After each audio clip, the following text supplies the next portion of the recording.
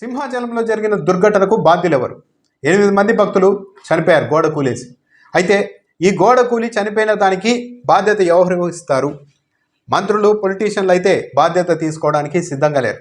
హోంమంత్రి అనిత ఘటన జరిగిన వెంటనే అక్కడే చాలాసేపు ఉన్నారు, సహాయ కార్యక్రమాల్ని పర్యవేక్షించారు. ఆమె చురుగ్గానే స్పందించారు. అంతవరకు బాగానే ఉంది. కానీ ఈ ఘటన పైన హోంమంత్రి మాట్లాడిన మాటలే కాస్త ఆసక్తికరంగా ఉన్నాయి. 2 రోజుల క్రితం మేము మొత్తం అంతా సమీక్షించాం, ఈ ప్రాంతం అంతా తిరిగాం, అంతా బాగుందనుకున్నాం చెప్తున్నారు. కానీ కూలిపోయిన ఈ గోడను కాంక్రీట్తో కట్టారా, బ్రిక్స్తో కట్టారా, సిమెంట్తో కట్టారా అన్నది మేము పరిశీలించే పరిస్థితి ఉండదు కదా అని మాట్లాడారు. అంటే దీనికి మేము కాదు బాధ్యులం, నిర్మించిన వాళ్ళు ఇంజనీర్లు బాధ్యులు అన్నట్టుగా హోంమంత్రి మాట్లాడుతూ ఉన్నారు. ఒక 2 days బ్యాక్ 3 days బ్యాక్ అంటే ఈ క్యూ లైన్లు మొత్తం ఆ క్యూ లైన్లు అన్నీ మేము చెక్ చేసుకోవడం జరిగింది.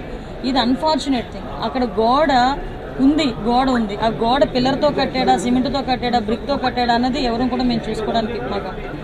అయితే ఇక్కడ గమనించాల్సింది ఏంటంటే కామన్ సెన్స్ అన్నది పని చేయలేదా ఎవరికి కూడా? ప్రభుత్వంలో ఉన్న వాళ్ళు ఎవరికి కూడా, అధికారులతో సహా ఎవరికి కూడా ఈ కామన్ సెన్స్ అన్నది పని చేయలేదా? అసలు ఇంజనీర్లు అనేవాళ్ళు ఏం చదివారు? ఎందుకు ఈ మాట చెప్పాల్సి వస్తోంది అంటే, కొండ ప్రాంతం వర్షం వస్తే పైనుండి విపరీతంగా నీళ్లు వస్తాయి, ఒక్కసారిగా వస్తాయని బీజేపీ ప్రజాప్రతినిధులే చెప్తూ ఉన్నారు. గతంలో కూడా ఇలా వస్తాయి, ఇక్కడ కొండ మీద నుండి ఒక్కసారిగా నీళ్ళన్నీ వచ్చేస్తూ ఉంటాయని. మరి అలాంటి చోట ఒక డ్రైనేజ్ లేకుండా పూర్తిగా గోడను అడ్డుకట్టేశారు. అలా అడ్డుకడితే ఆ నీళ్ళన్నీ ఎక్కడికి వెళ్తాయి? అక్కడన్నీ ఒకే చోట నిలబడిపోయి ఒత్తిడి పెరిగి గోడ కూలిపోతుంది అన్న కామన్ సెన్స్ ఎవరికీ పనిచేయలేదా? పైగా అలాంటి ఇబ్బందికరమైన పరిస్థితి ఉన్న చోట, నీళ్ళు వచ్చే చోట, కొండ ప్రాంతంలో నిర్మించేటప్పుడు ఎలాంటి ప్రికాషన్స్ తీసుకోవాలి, ఎలాంటి నిర్మాణాలు చేయాలి అన్నది ఎవరికీ తెలియదా? ఆ నిర్మాణ సంస్థకు కావచ్చు, ఆ ఇంజనీర్లు కావచ్చు, ప్రభుత్వం తరఫున ఏం చేస్తూ ఉన్నారు? ఇలాంటి చోట సాధారణంగా కాంక్రీట్తో కడుతూ ఉంటారు. ఇనుప చువ్వలేసి, బీమ్స్ వేసి కాంక్రీట్తో కడుతూ ఉంటారు. అప్పుడే ఎంత ఒత్తిడి వచ్చినా కూడా, చాలా వరకు ఎంత ఒత్తిడి వచ్చినా కూడా పట్టుకోవడానికి సాధ్యమవుతుంది.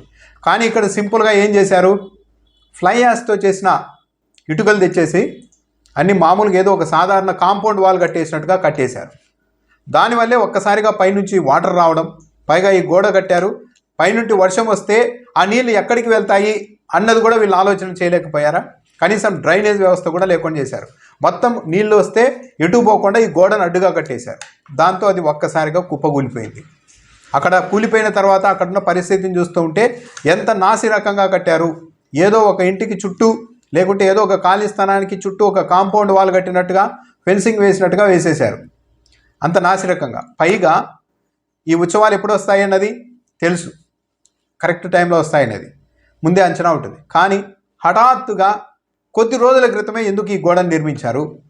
సరైన క్యూరింగ్ లేకుంటే, ఆ గోడ గట్టిపడకపోతే ఇబ్బందులు వస్తాయి, లక్షలాది మంది భక్తులు వస్తారు, అప్పుడు ఇబ్బంది వస్తుంది అన్న కామన్ సెన్స్ ఎందుకు పనిచేయడం లేదు? అంటే వీళ్ళంతా చదువుకొని పనిచేస్తున్నారా అక్కడ, లేకుంటే ఊరిక ఏం చేస్తూ ఉన్నారు?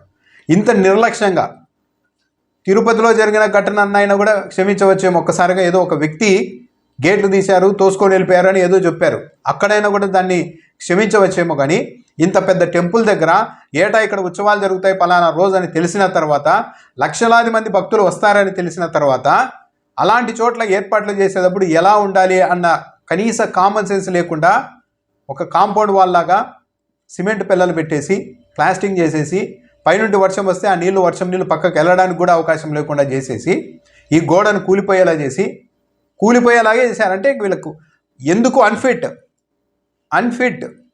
ఎందుకంటే మామూలుగా సాధారణంగా ఎవరైనా ఒక ఇల్లు కట్టుకునే వాళ్ళైనా కొండ ప్రాంతంలో ఆలోచన చేస్తారు. వర్షం నీళ్ళు పైనుంచి వస్తే ఎక్కడికి వెళ్తాయి, ఎలా వెళ్ళాలి అనే దానికి సంబంధించి ఒక ఏర్పాట్లు చేసుకుంటారు.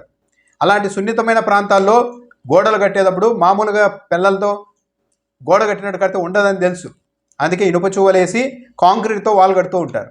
కానీ ఇంత వ్యవస్థ ఉండి, అంత పెద్ద టెంపుల్ దగ్గర ఒక ప్రభుత్వం, ఇంజనీర్లు, అధికారులు అందరూ ఉండి, మంత్రులు అందరూ నెల రోజులుగా సమీక్షలు చేస్తూ ఉండి, చివరికి అలాంటి గోడ కట్టేసి ఆ గోడ కింద 8 మంది భక్తులు పడిపోయి చనిపోయేలాంటి పరిస్థితి తెచ్చారంటే ఇంతకు మించిన చేతగానితనం ఏదైనా ఉంటుందా?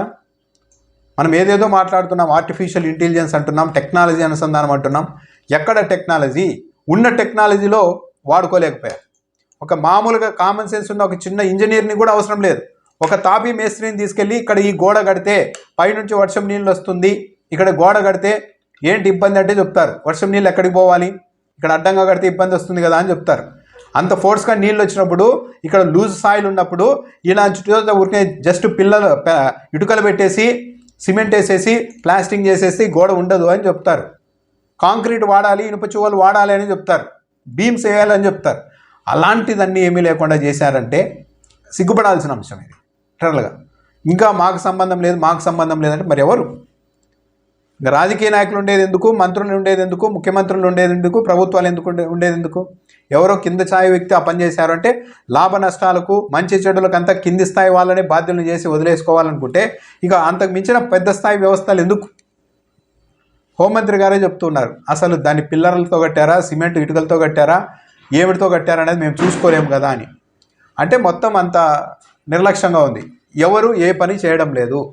ఎవరి బాధ్యత వాళ్ళు సక్రమంగా నిర్వర్తించి ఉంటే, నిజంగా ఇంజనీర్లు అనేవాళ్ళు ఇంజనీరింగ్ చదివి ఉంటే, ఆ గోడ కట్టిన వ్యక్తి కాస్త కామన్ సెన్స్ ఉన్నా, కాస్త అనుభవం ఉన్నా నిర్మాణం చేసే వ్యక్తి అయితే ఇది జరగదు. అంటే పూర్తిగా నిర్లక్ష్యము, క్షమించరాని నిర్లక్ష్యము. లక్షలాది మంది భక్తులు వచ్చే చోట ఇలాంటి గోడలు కట్టేసి సరే కట్టేది ఏదో 2 నెలలు 3 నెలలు ముందు కట్టేయచ్చు కదా, అప్పటికన్నా కాస్త గట్టిపడేదేమో సిమెంట్ అంతా. కానీ అది కూడా చేయకుండా జస్ట్ కొద్ది రోజుల ముందు కట్టేసేసి ఈరోజు కూల్చేసేసి 8 మంది భక్తులు చనిపోయిన తర్వాత ఇదేదో హఠాత్తుగా జరిగింది, పైనుండి వర్షం ఒక్కసారిగా రావడంతో జరిగిపోయింది, ఏదో ఒక విపత్తులాగా జరిగిపోయింది అని చెప్తే ఎలా? ఒక విపత్తు వస్తే ఎలా ఎదుర్కోవాలో తెలియనప్పుడు ఇక యంత్రాంగం ఎందుకు? మధ్యాహ్నం 3 గంటలకు వైసీపీ అధ్యక్షుడు జగన్మోహన్ రెడ్డి కూడా విశాఖ వెళ్తున్నారు. ఇక్కడ సింహాచలం టెంపుల్ దగ్గర జరిగిన ట్రాజడీని ఆయన పరిశీలించనున్నారు. బాధితుల్ని కూడా పరామర్శించే అవకాశం ఉంది.